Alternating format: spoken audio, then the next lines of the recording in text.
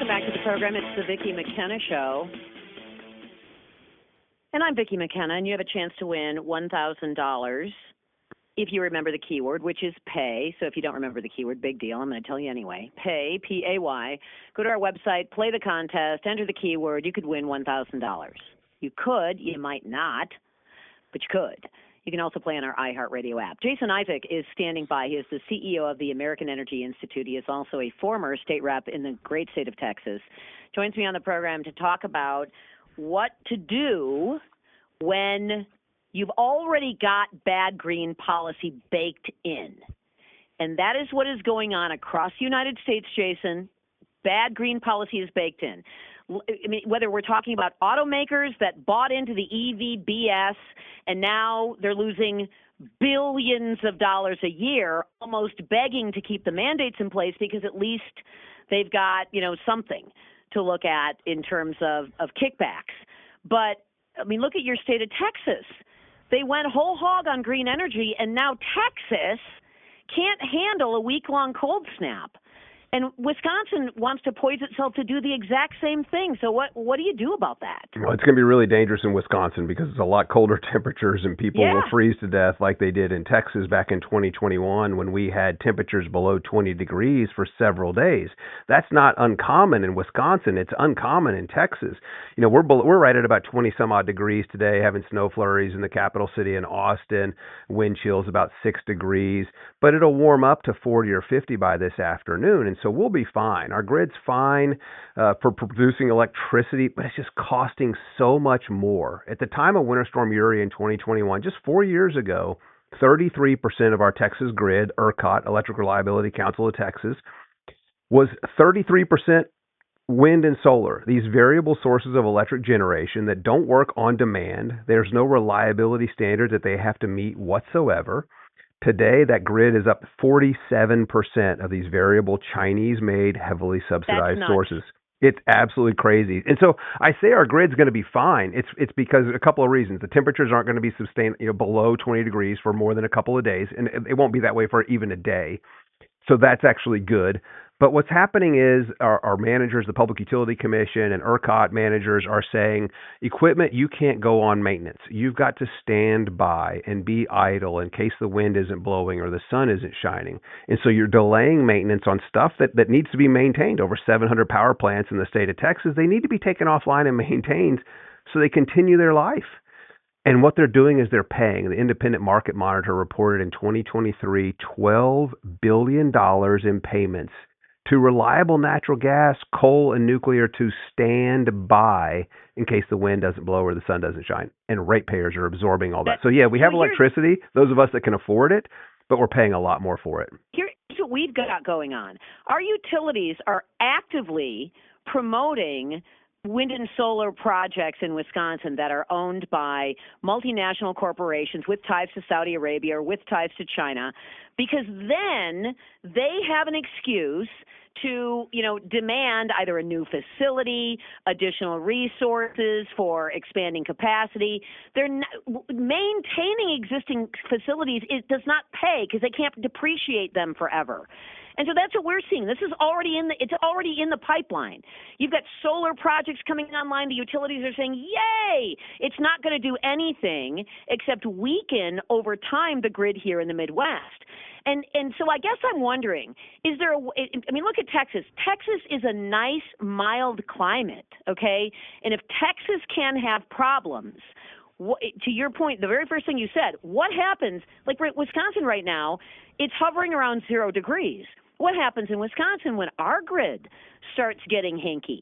Our grid starts failing. And this doesn't even include electrification and EVs and all this garbage.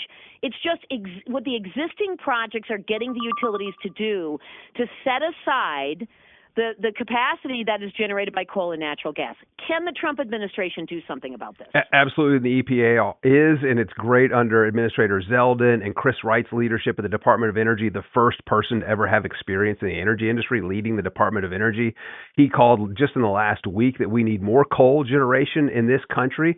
China's building 1 to 2 coal-fired power plants every single week because they generate cheap, reliable electricity. I wish they used the same pollution control technology that we do do here in the United States. That's why we're world leaders in clean air. They're just not doing it, but they are crushing us. They are expanding manufacturing. They're refining capacities. For the first time in the history of China, they're exporting energy, diesel fuel, jet fuel, real jet fuel, not this sustainable aviation jet fuel junk. It's real home heating oil, things that people need. So they're flooding the market with this stuff made with cheap electricity while they're advocating for policies in the U.S. They're funding the climate cult in the U.S. to drive up the costs. And we're subsidizing. We're returning the favor with subsidies for Chinese components to the tune of trillions of dollars. So these states need to go through a doge. They need to experience what it's like to have their knees cut out from under them with our tax dollars and be more efficient. But they love the higher cost of electricity because they get to pass those costs on to ratepayers. This is why utilities are embracing the green new scam. They're guaranteed a 9% rate of return. Exactly. They have guaranteed rate of return. It is irrelevant. I mean, there's nothing we can do to tell them not to do something. What needs is a hammer needs to drop from the federal level to say, you're not allowed in a state like Wisconsin. You're not allowed to weaken the grid. You're just not allowed to do that. It's too dangerous to do that. You're not allowed to keep, creating projects for yourself because your depreciation is you can't claim it any longer. You have to maintain existing facilities. You can't pull them offline for new facilities that are based on unreliable fuel. But that's what's happening in Wisconsin, which is crazy. Can we claw back any of the subsidies that went out the door? I'm thinking of the Invenergy projects in Wisconsin that are using massive amount of subsidies. These are solar facilities. For Pete's sake, in the wintertime, the sun goes down at 4:00 p.m. And yet we're letting multinational corporations with ties to Saudi Arabia and China, pave over miles and miles and miles of good farmable land so that the utilities can buy the energy and put that energy into grid capacity. That's nuts. Can we claw that back? Yeah, you really can. And certain states like Utah have led on this. They're telling public utilities that they're going to early retire natural gas or coal. They have to replace it with something that has an equal reliability factor. So that's a good way to go. You do that. You tell these utilities that their generation has to meet certain reliability standards. And what that does is it firms up the grid. Or you just basically offset the subsidies and say, you know what, we're going to charge you a fee equal to the amount of subsidies you receive from the federal government. We're going to put it back into a pool, and we're going to reward generators that show up during peak demand time. And so if that's wind and solar, great. They're going to get some of their subsidies back. But if not, what's happening is the ratepayers aren't absorbing the cost, and you're making the reliability cost be a burden of those unreliable generators. Yes. And so there's a few ideas that are out there that are floating around that I've been working on for years. We really need to firm up our grid, make sure our generation is dependable, that it produces electricity when we need it. I love all these people that say, oh, we got 25% of our electricity from wind and solar last week or last year. And I'm like, now show me peak demand times when people's lives are on the line. And it's absolutely appalling. It's all over the board, in some cases not producing any electricity at all when people need it most. And that just shouldn't be the case. So you said something interesting, and that is take the amount of subsidy and basically make the entity hold it as a bond. I mean, put it forward as a bond. You get it back if you can produce reliability. You get it back if you can produce cost savings.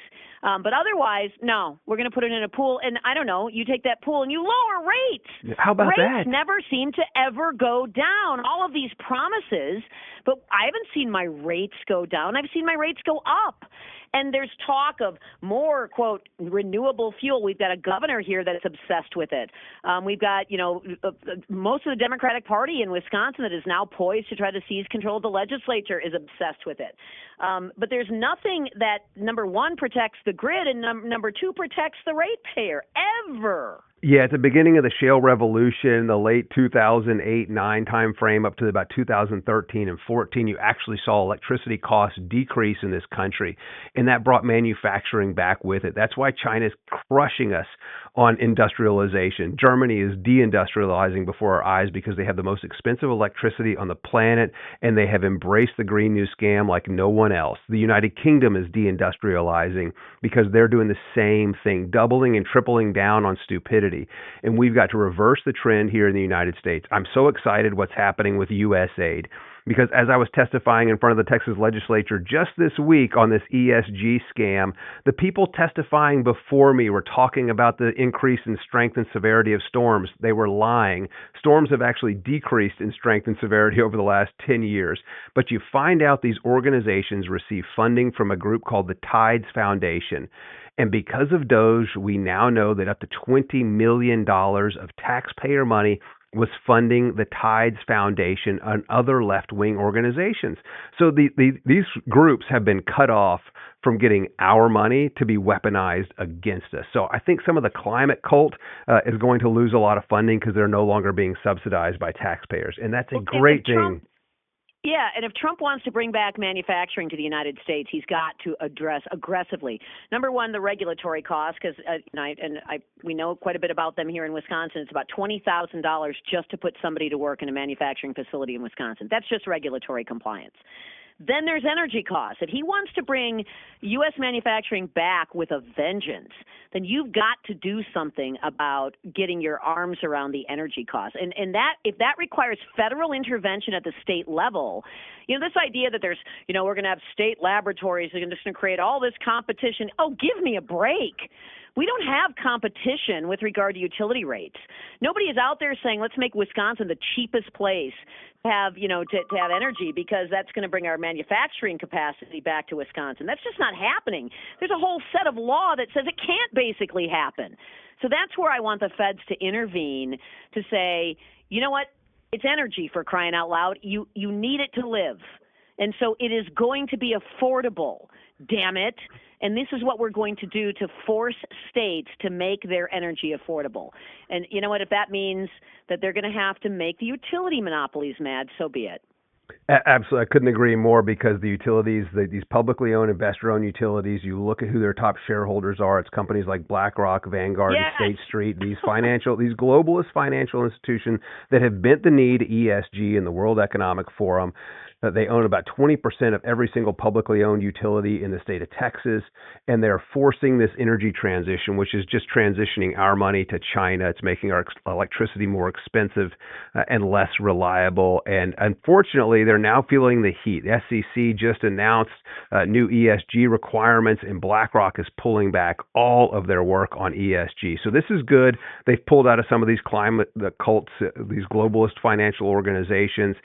But they say they're going to continue with their process. They're going to continue their decarbonization efforts. We've got to get them to abandon political agendas. That's one of the reasons I launched the American Energy Institute a couple of years ago. We're a free market trade organization that represents American energy companies that unabashedly support free markets and reject political agendas like ESG, DEI, decarbonization. So we're actually fighting back to make American energy great again. It's because that's a huge cost driver in manufacturing. It's a huge cost driver for American families. Yeah, it's number one and number two. People in energy, and we can lower the cost of energy. We're going to bring a ton of manufacturing back to this country. There's going to be a new golden age for automobile manufacturing. It may be some new players, maybe some new companies, but that's great. The others need to feel the heat. What if we brought back textiles? What if we brought back component manufacturing? All of the stuff that we essentially, with bad trade deals and terrible energy policy, have essentially, shipped over to China because that's the only way to make it cost effective when the regulatory burden is whacking you on the other side. I'm not really blaming American companies here for doing this, for seeking out lower labor costs because there's less cost of compliance, or seeking out lower energy prices. It makes sense. So let's make ourselves more competitive in that. And if Trump does it right and understands, and I don't know if Lee Zeldin does, and understands that you're going to have to take apart these schemes at the state level as well with regard to energy, my goodness, who knows what could happen? But I'd love to see textile manufacturing come back to the United States. That would be something for the ages. It'd be fantastic. The cost of building a new home would go down, and that would be great. You just and I love Zeldin. He's doing a great job clawing back this $20 billion that the Biden administration stuck in Citibank right before they walked out the door. These are the gold bars that they were throwing off the Titanic, which was someone was captured being recorded on a hidden camera saying they were doing. they're clawing that back now, and this is great. And then the president saying that he wants the DOJ to investigate these and these fraudulent climate banks, these programs where again they take our money to bribe people. It's just we're seeing so much exposure, and the roaches are running because the light's being shined on them. More light. We need more light. Investigate the utilities. I appreciate the time on the program, Jason Isaac. Thank you so much for joining me. Thanks, Vicki. Appreciate you. And we are going to take a break on the Vicki McKenna Show. Thank you to Middleton Ford for sponsoring our hot.